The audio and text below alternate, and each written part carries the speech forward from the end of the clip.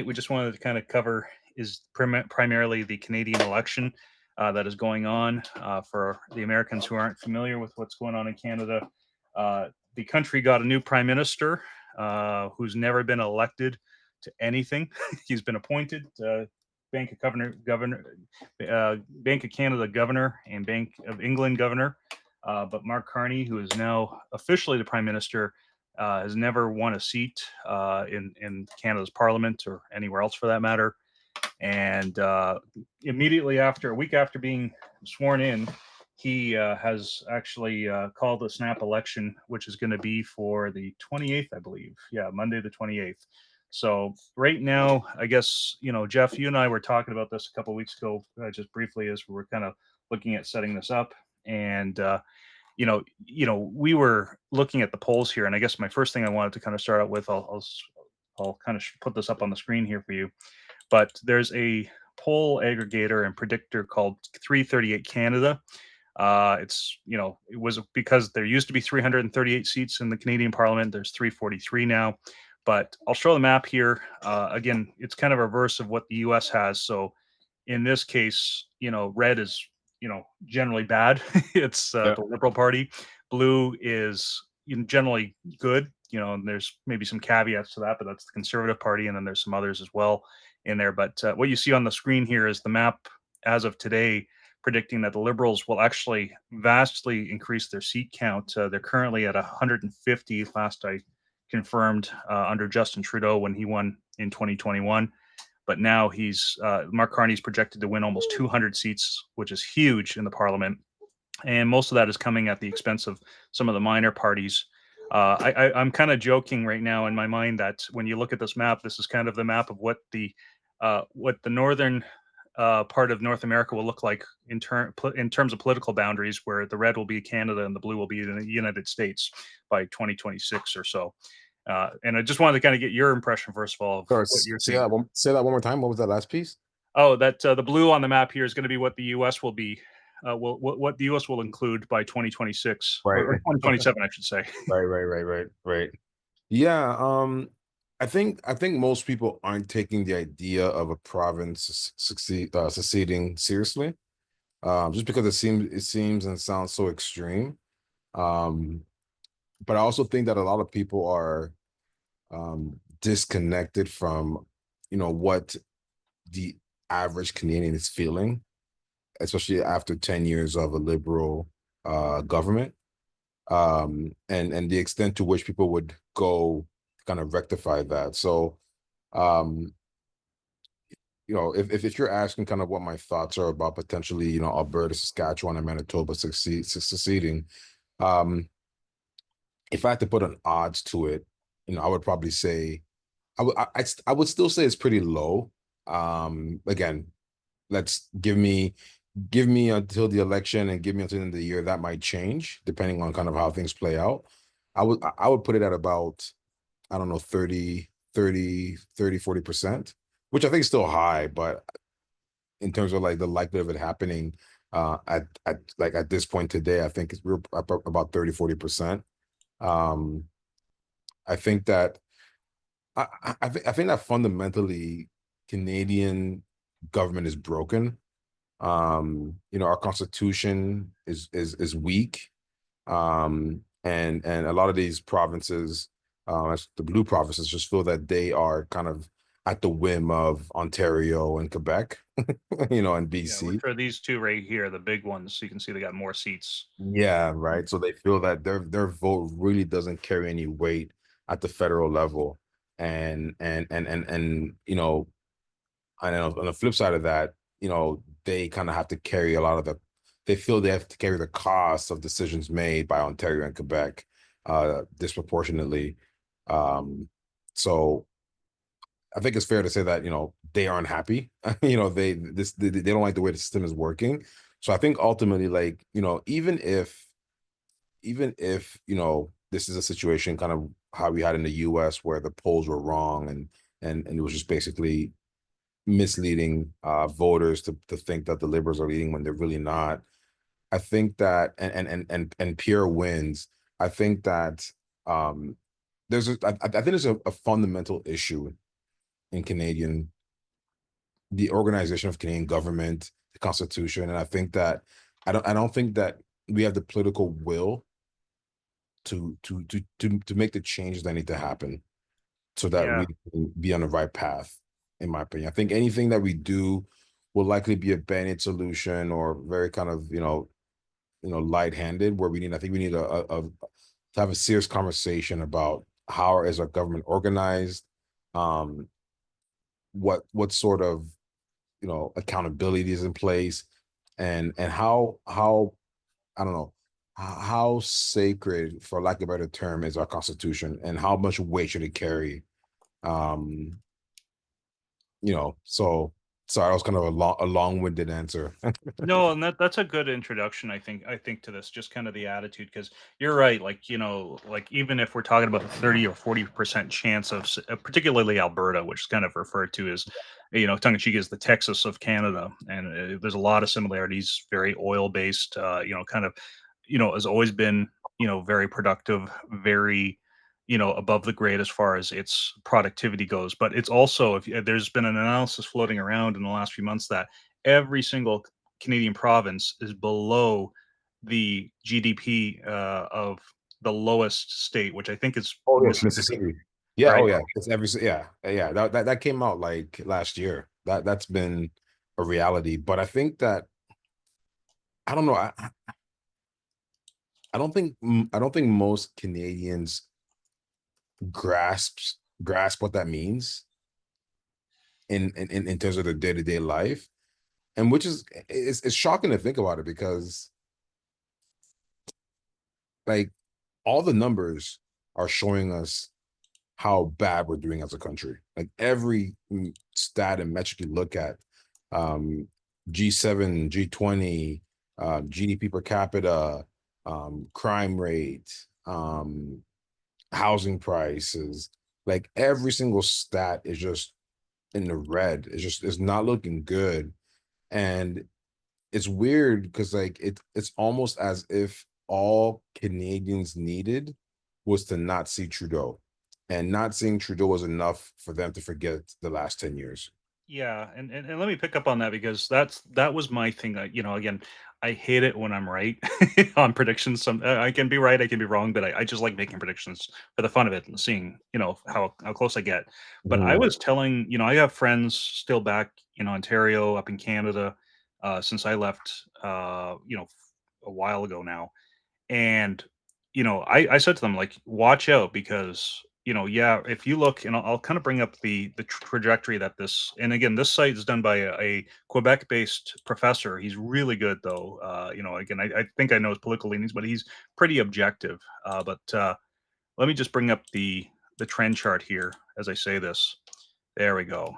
So I think, yeah, look, so if you look at what happened earlier this year and into last year. And yes, there was an influence with Donald Trump, but look at this here, right? If you go Yeah. at the odds of winning the most seats, it was the Conservatives were near 100%. They were actually projected to win 230 seats at the end of last year with Justin Trudeau still around.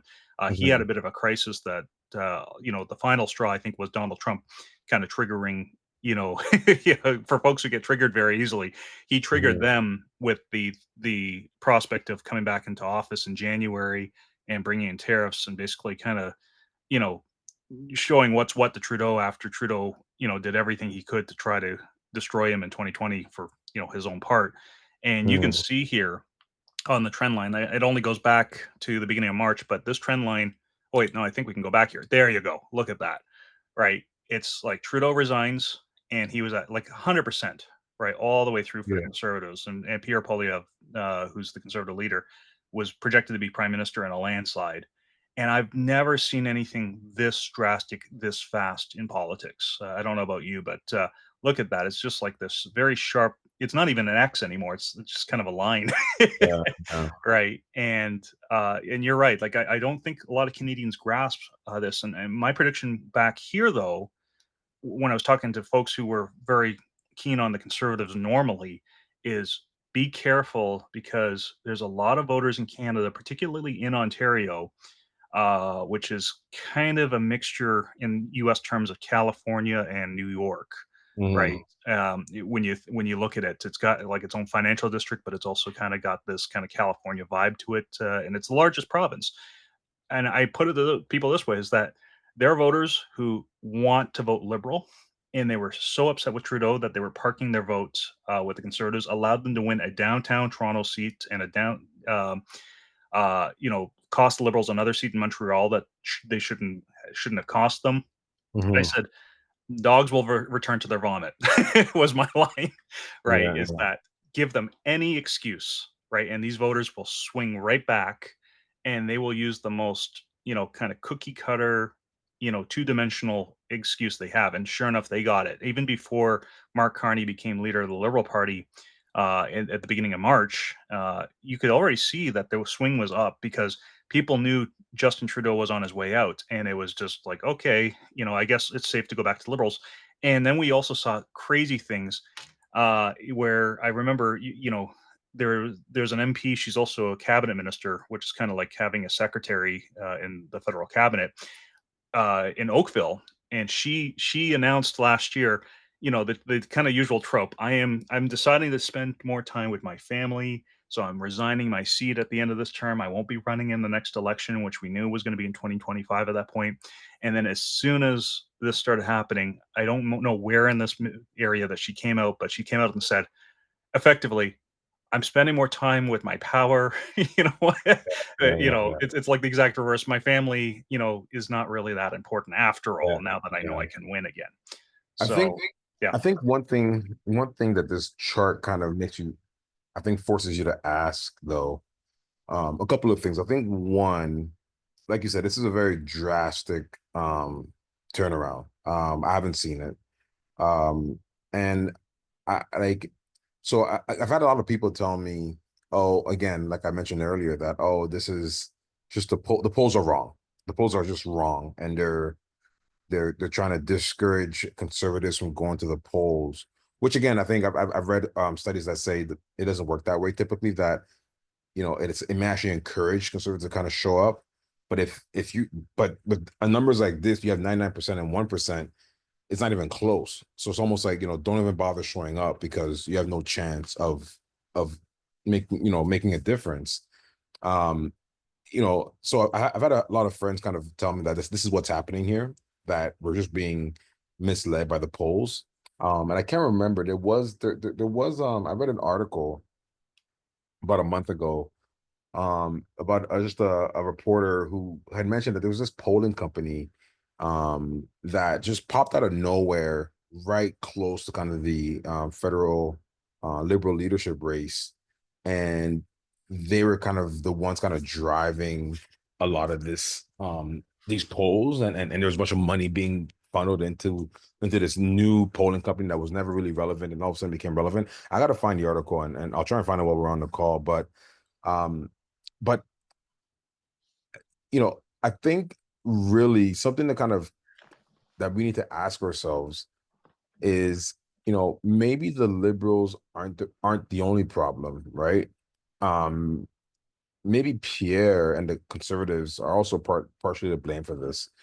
And I say this because, you know, I, I like Pierre. I think generally speaking, I think he great speaker, speaks well when it comes to economics, which is something that I'm I enjoy and I'm passionate about.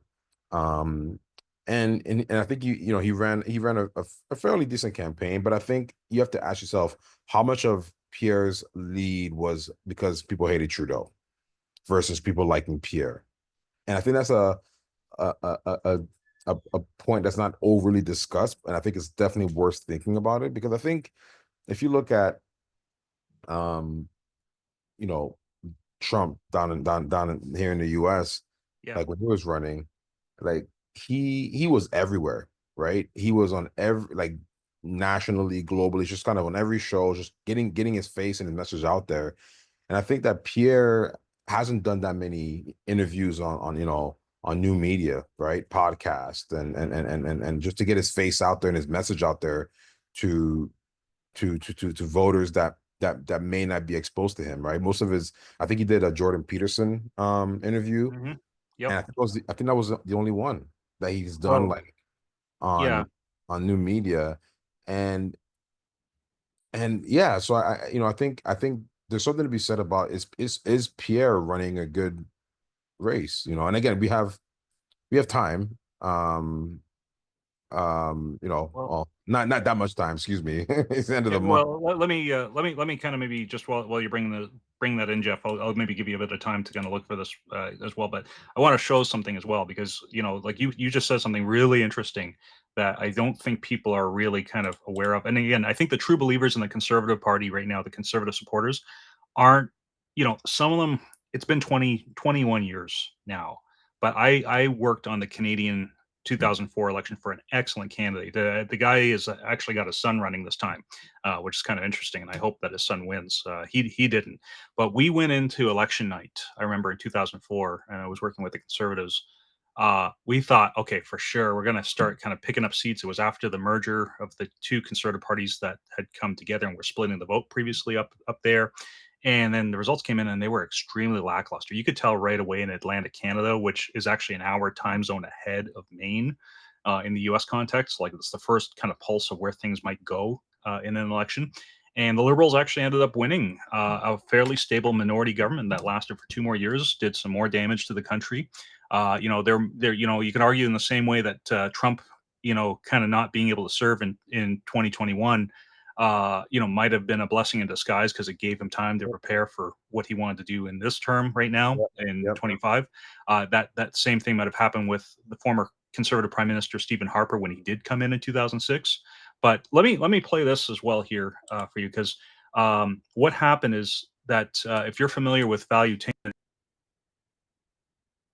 Yep. Yeah, I am. I can't hear you anymore, by the way. Okay, let me try this. I think I have to play the system audio or myself, so we'll go with Right. that. Okay. Okay. I'll But listen to it. yeah, thank you. But Patrick Bet David actually called out Pierre Poilievre that he wasn't going on these podcasts. He mentioned that you went in on Jordan Peterson, which in Canada, you and I know Jordan Peterson would be considered far right because he's just not communist, Yeah. Yeah. Yeah. right? But for getting out your message, for cutting through the media bubble, right? It's really critical, especially in Canada, because what a lot of people aren't aware of right now is Justin Trudeau. One of his policies in the last few years was to actually subsidize the Canadian media, so they all effectively are government employees to some degree or hybrid. They might work for private corporations, but their salary is coming from the government. And there's a clear conflict of interest. I mean, any of us who work in professional services would tell you it's a clear conflict of interest. Similar to like police officers who work for casinos, right? Like they're not going to be impartial if they're ever dealing with a situation. Mhm. Um, and same thing here. So Polyev had to basically, I know he's been doing more stuff with local media from what I'm hearing, Yep. but that's not enough. Like you're right, there needs Yep. to be a footprint. And so what happened is Patrick Bet David, after he had this criticism, I'll share my screen now, and I want to play a clip here. Maxime Bernier, who's part of a fringe upstart conservative party called the People's Party, he decided he was going to go on Bet David's show instead. And Yeah. so I want to play this clip here because I found it very interesting. This kind of captures what's going on as well within Canada right now with their election and Donald Trump. Yep. When I was in Parliament, he came in Ottawa. He's Great guy, amazing. great He's guy. phenomenal. Yeah. Yeah. And when you ask him what is it to be a libertarian, boom, boom, boom, boom, boom, Yeah. boom. You ask, what is it to be an American? I'm proud to be an American, or at least I know I'm free, right? Yeah. And then you can sell America, right? What does it mean to be a Canadian? We are not American. What does that mean, though? But Yeah, not. yeah, What are you that- guys? that's What what- is Canadian? That's what maybe Canadians, we are not American, we are Canadians. So, okay, if we are not American, we are, more for social programs. We care a little bit more about people. We have a socialist policies in Canada. So we have, the way that the federal government or our politicians are, speaking about Canadian identity, they're speaking about the legislation. It's, we have, our health care system is good. It's not like the US. It's not a private healthcare system. Everybody, has a protection, but it's not going well. Here you have, And I'll stop there just for the audio sake. But I just wanted to kind of bring that up because I think that kind of captures the moment that Canada's finding itself in very well, Jeff, which is that, on the one hand, the one thing that, Trudeau was famous for saying about 10 years ago that Canada's a post-national society.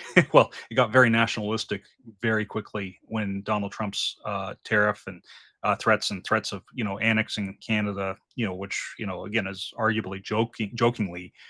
When that came on the scene, they got very nationalistic again. But it also speaks to what you just said about Pierre Poilievre not reaching and connecting with people, even when he was riding high in the polls, because the Canadian identity today, like what Maxime Bernier was saying on the program there, is very much the Liberal Party of Canada embodied. Like they've been criticized for years, and I think rightly so, that they basically identify themselves as the country. Yeah, yeah, and I think Maxime, hit a nerve there that I think is true. Is that I think the question is, if you go in Toronto and even Alberta and BC and asking what is a Canadian identity, like what is it? And again, a lot of times you would get comparisons to the US as opposed to an actual ingrained identity of what does it mean to be Canadian? What are Canadian values? What was Canada founded upon, right? I think a politician may give you platitudes, but if you kind of dig and dig and dig and dig, you do end up with we have social health care. We care about, like, well, I think every country, every liberal democracy will say the same thing. We care about healthcare, right? So I think there's a lot of truth there, and I think as a politician, and coming back to kind of what we're talking about, I think as a politician, you want to paint and describe that identity in a way that resonates with people, right? And I think that's something that Trump was able to do in the U.S. really well. Is that he spoke about an identity that resonated with the voters, and he swept the election. And I think that and again, I think Polyev is a great speaker and he can do it. But I think he's also a politician, right? One of the criticisms we've heard is that he's a lifelong politician, which is true. And I actually think that this is coming back. This is coming back to kind of bite him because it's showing some of his weaknesses, because he is a lifelong politician. So much as we may say we like him, but it's a fact, right? He's a lifelong politician. And his, and he hasn't been able to properly pivot in his campaign against Carney. He's basically doing the same thing he was doing to Trudeau, but just replacing Trudeau with Carney. And it's like that may not work. Well, yeah, and I think part of the reason is that he's fallen in the same trap a lot of conservative leaders in Canada, and frankly, before Donald Trump, a lot of Republican leaders in the States had fallen into, and the same thing with the UK and the Conservative Party there, the Liberal Party in Australia, which is a lot of these politicians are afraid to speak outside of the system. And I think Yes. you and I have talked about this before, where the left will move the goalposts, right? And in Canada, they're obsessed with being in the center. But what we talk about as the center, I mean, there's a socialist party called the NDP, or New Democrat Party, up in Canada. They are, Bernie Sanders left basically, and their leaders from the 1960s would be considered far right by today's standards, right? Because that's how much things have shifted in Canada and in the West overall. But with the conservatives, like they're very scared about actually breaking the fourth wall on any of these topics. And one of the things you brought up with Trump and why he was successful, what Trump did, if you remember back to his first campaign in 2016, he was willing to go where no other conservative, Oh, was willing to 100%. go articulately, Yeah. particularly with immigration, Yep. right? Yep. 100%. And you're 100% right. And that's my fear with Polyev, is that because he's a lifelong politician, he's gonna toe the line. He's not gonna cross that line because it's ingrained in him. Like I don't think he can. And I think and I think that's what he needs to do. I think Canadians don't know that they're hungry for change, right? And every politician is just the same recycled, politician with maybe better or oratory skills, right? But it's you're 100% right. Like, one example is Canadian healthcare, right? Again, obviously, this is healthcare isn't really a voting issue right now in Canada, but like nobody's going to touch healthcare in Canada. No politician. Why? Like, do we think healthcare is so great that it can't be improved? Do we think that the only way to have a a good healthcare system is if it's managed and run entirely by the government, right? And I think that's a problem. Like, and healthcare is just one of these things where, you know, Sacred cow. I use healthcare as an example because it's something that Canadians like. It's again, it's almost part of the Canadian identity, and it's something that I think again, a politician needs to be bold. And after the 10 years that we've had with the Liberals in power, if the Conservatives do win, and at the end of the month, like it's going to take us decades to kind of get out of where we're at. It doesn't have to, but it is because I feel that we're going to tiptoe through the process where you have someone like the president of Argentina who just came in and stripped off the band-aid. Mhm. And you look at them now, or you even look at El Salvador, right? I don't think Canadian politicians have the political will to kind of make the decisions that need to be made. Um, and it's unfortunate because I think Canada is such a great potential to be such a has the potential to be such a great country, Mhm. but we're just not being served by I was talking with my friends the other day and I was telling them like if you look at a politician in I say the state of Florida in the US, so a state politician, the caliber of the politician at the state level is on par with the caliber of the politician at the federal level in Canada. Mhm. Meaning that we just don't produce the type of candidates and the type of politician that you would see at the state level in the US, yet alone the federal level. Like, look at someone like JD Vance. Like, he would run circles around every single federal candidate. A good example, look at the Ontario elections that we just had. Look at the candidates that were up Yeah, there. back in It February. was a joke.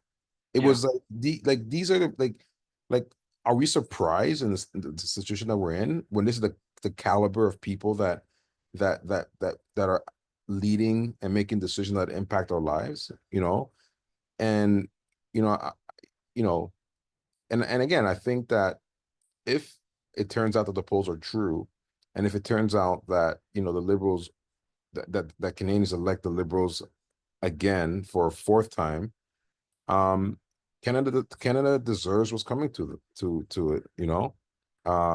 and you can't save Canada from itself. The No. voters need to care, and they need to want change. And if after 10 years of what the country's gone through with liberal leadership, they're going to elect the same party with a different paint job. And if like Carney's Trudeau but smart. Yeah, That's yeah. It's smart you know evil instead of stupid yeah, evil. yeah. He like Trudeau. I dare say we were lucky with Trudeau, because Trudeau just wasn't a smart guy. It could have been a lot worse. Is really what I'm saying. But Carney, he's smart and he can execute in ways that I don't think Trudeau um would be able to because of all the scandals that he had.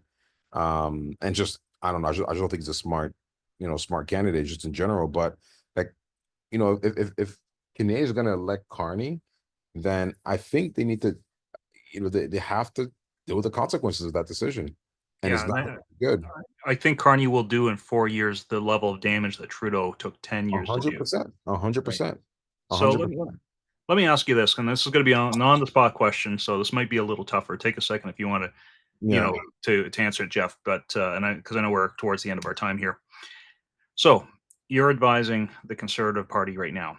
You Mhm. know, like you just articulated, how much damage, how much is on the line for the country. And again, I would argue that like, if separatism in Alberta is at 30 or 40% right now, a liberal majority government, that means that they're entrenched for 4 years. And that doesn't happen in Canada. Like sometimes, like with Trudeau, he only had a term that lasted for 2 years at the turn of the decade.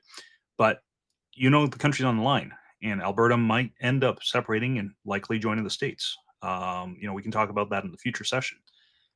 What's the one issue that you think your average Canadian is actually upset about? Sort of like the equivalent of Trump's immigration issue, where a lot of people in places like Wisconsin and Pennsylvania, which hadn't voted Republican on a presidential level in over a generation, right? But he brought that up, and it carried those states, both states twice over for him. What's that issue that you would be telling Pierre Poilievre? Okay, you need to start talking about this. You need to say this is a sacred cow that needs to be slaughtered. This is this is an issue that needs to be addressed, and we're moving past this going forward. Good question. I I I worry that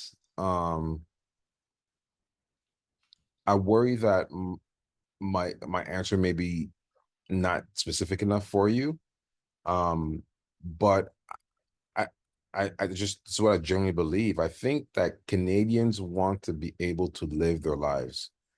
Canadians want to be able to go to work, earn a living, and not feel that there's barely, scraping by.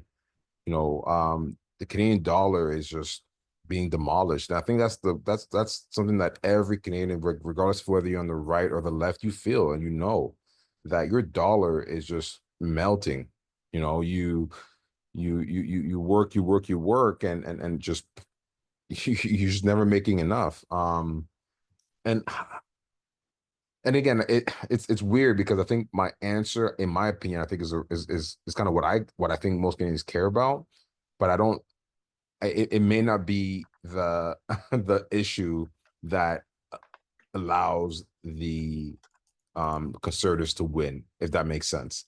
So I think, Yeah, so it's a weird thing where I think it's actually what they need, only because I also think it would take time for it for them to see the results.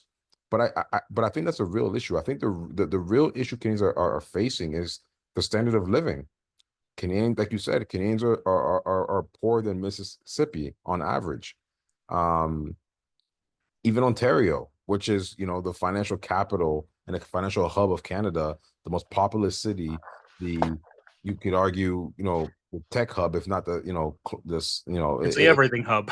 yeah, it is Canada, for lack of, you know for lack of better terms. So I do think the standard of living, and just the purchasing power of the Canadian dollar is the issue. And um that would resonate with Canadians. I hope so. Because I think everyone can relate, and I think, Pierre was doing a good job of kind of, articulating that to Canadians. Um, but I think he's kind of dropped the ball. But yeah, again, I don't know if that answers your question.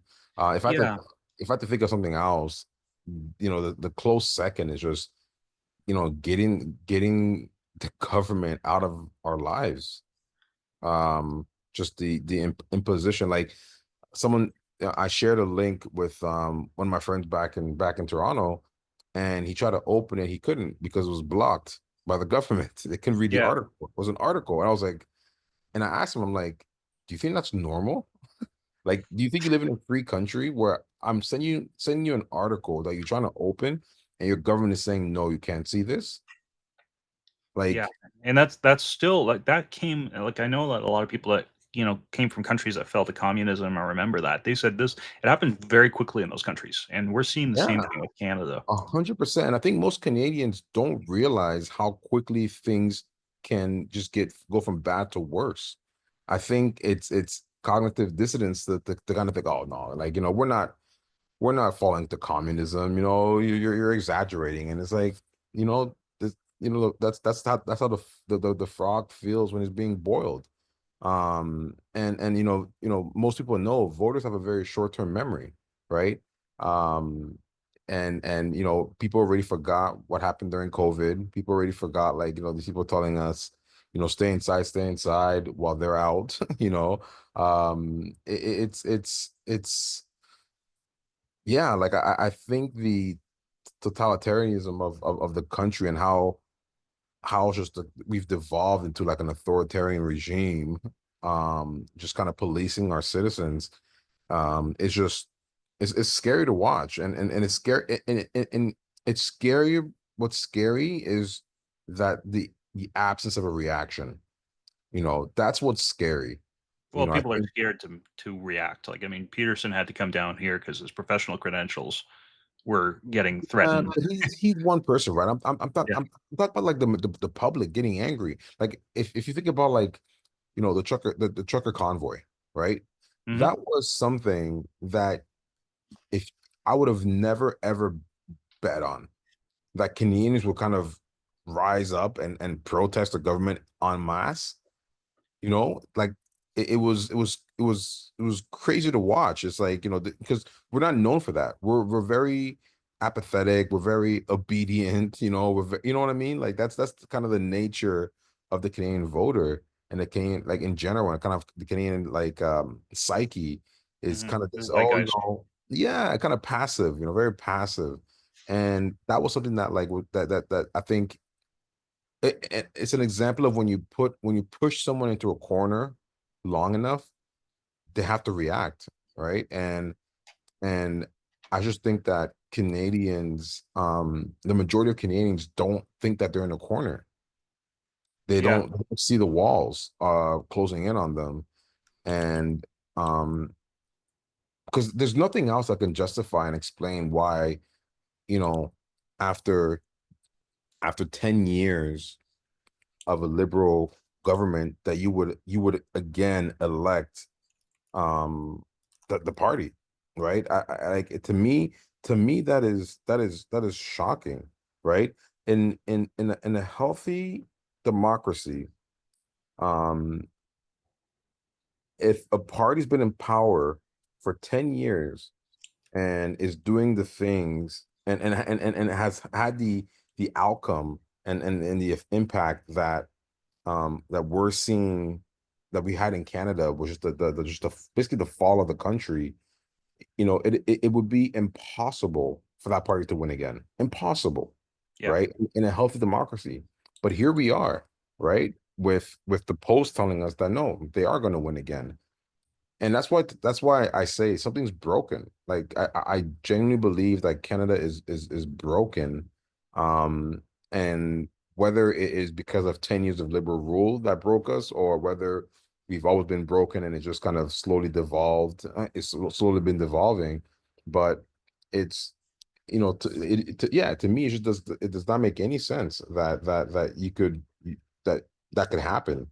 Doesn't matter who you are. And unfortunately, I feel like that's kind of where we're at. Is you're Yeah, I honestly have no words. If the liberals win, I'm gonna be like, man, like it's gonna be a sad day. But at the same time, I think, you reap what you sow. Yeah. And I think, I guess 10 years wasn't enough.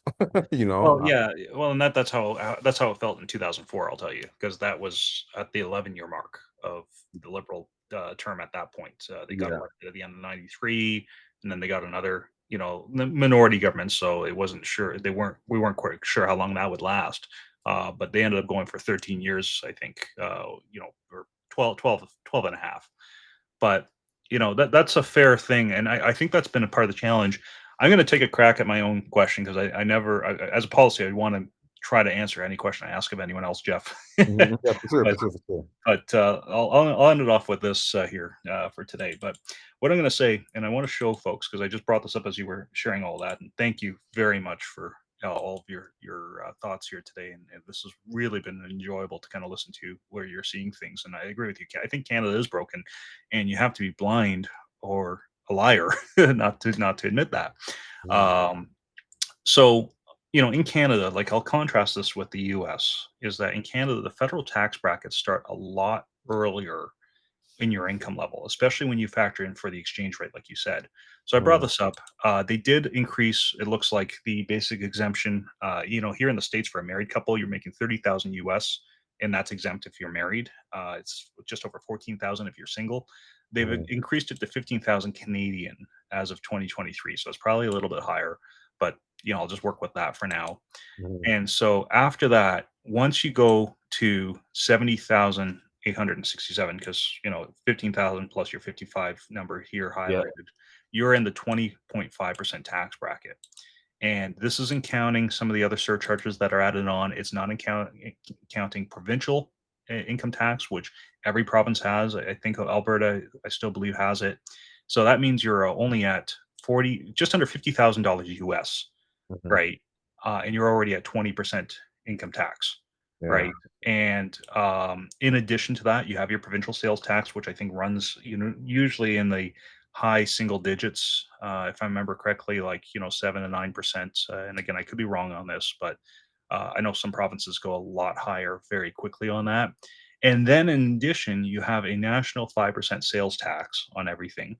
You still do have the carbon tax. I know the Liberals have made a big deal about how they got rid of the consumer portion of the carbon tax, but what they've done is they basically hidden that tax now in the industrial side of things, right? Again, they're attacking business and commerce because this is, they keep on going back to kind of kill the golden goose. That's what liberals like to do over the decades when they run into trouble. And then on top of that, you have all these other fees and other things. And as you said, like the services you get, the healthcare system, I would debate any American that thinks that Canada has a great healthcare system, because you and I both have stories in just our own lives, let alone the people we know or knew in the past up in Canada. The healthcare system it's not made with dollars and cents as the primary consideration. I'll concede that seems to be a big challenge in the U.S. system, which isn't perfect. But the Canadian system, instead of dollars and cents, you're dealing with politics instead, right? Yeah. So this is driving me to what I would propose to the Conservatives right now. And again, as you're right, they've got 3 weeks to go until election day. This is this should have happened a lot earlier. I think it was poor strategy for them to focus too much on Trudeau alone for the last 2 years.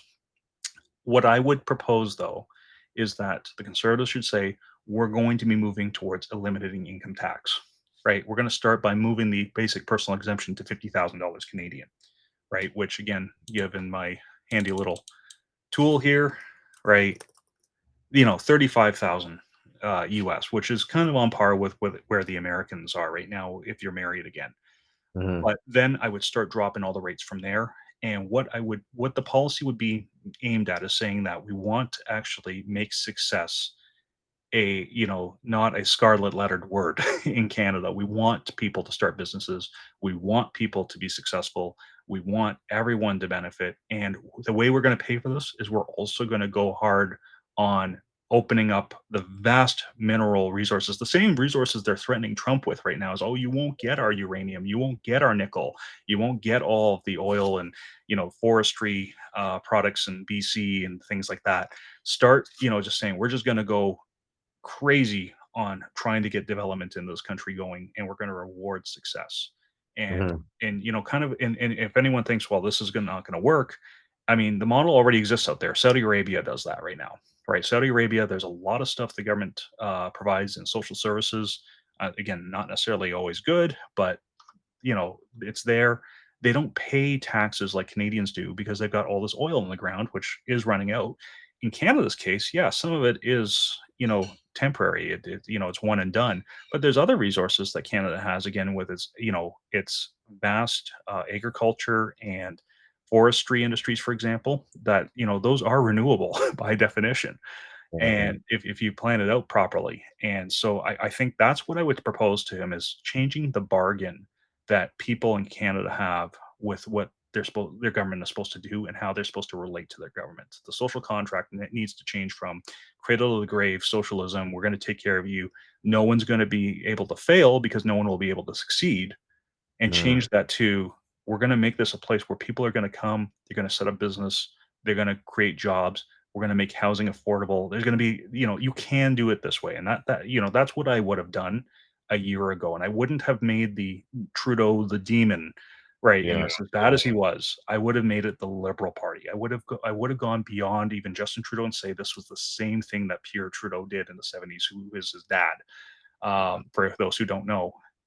And make the liberal brand the thing that has been holding Canada back. And I think if they did that instead, even if Mark Carney got parachuted in from England like he did literally, I don't think that they would be riding high in the polls right now. I think to your point, it would have become a situation where you know, they would have had a mandate to really change the nature of the country. And I know that, everyone on the left is like, "Oh, yes, it would have." But I'm also gonna add that that would have actually benefited them as well. Yeah. All boats would have floated with the rising tide. Yeah. No, I think you hit on a couple good points. I think one, I think your point of Pierre not focusing so much on Trudeau and focusing on the party would have been the right approach, because once you focus on the boogeyman and the boogeyman's gone, then what are you going to do now? You're gonna call everybody the boogeyman, right? And that's what happened. He was focusing on Trudeau way too much, and Trudeau left, and then he kind of didn't have a good pivot. So I completely agree with that, and I think that your policy suggestion is kind of in line with what I said, right? It's just people are drowning, right? Their money isn't going far enough, and doing what you're suggesting here is, reducing and eventually potentially eliminating income tax, um, speaks to giving people more money in their pockets from their labor. And that's, again, like, it goes back to the point I made. I think that's the real issue that every Canadian feels. And again, it's something that every Canadian knows, that they're filing the taxes, they know how much they make, and then how much they're paying the CRA every year, which is the Canadian Revenue Agency, the IRS equivalent in Canada. So I think I agree. And again, to my second policy idea was getting government out of the lives of the Canadians, just so involved. And I think, again, that speaks to that as well. Like, why am I being taxed, my income? I work, and 20-30% tax going to the government and being wasted, right? So yeah, I think you're right. And I think, we are a resource rich country, right? The only thing I question is just our political will to actually do what needs to get done to tap into those resources, right? I think, it's yeah, right. But I think it's doable. So I don't disagree with you at all. I think it's doable. I just what I meant by political, I just meant like the ability of us to kind of actually organize and act, our ability to act. I think we can talk, but can we execute as a country? Can we execute these big, massive plans? The Carney announced recently that, the federal government was going to enter the housing game. And it's like, nothing could be worse than allowing the government to be involved in housing. Like, the reason housing the way it is because the government's already too involved. Now they want to build. Like, I remember, I think Trudeau promised like 1 million homes by, I can't remember his promise, and I think he barely hit like 5% of that target. Like, so it's like solving government issues with more government is never going to work. And let people live their lives, let people make decisions that benefit them, and, as you said, all boats will float with the growth. Yeah, no, for sure. So, I mean, this was very, very good. I thoroughly enjoyed the conversation, Jeff. I wish I'll put it this way. I don't think that people would. I wouldn't insist that people have to agree with us on this, but it was just nice and refreshing to have a conversation of this caliber, which I think is sorely lacking. And I'll blame all the parties for this. So I'll blame the media for this as well. Yeah. But it's sorely lacking right now in the current election. It's the same old shenanigans, the clown show complete with with Carney.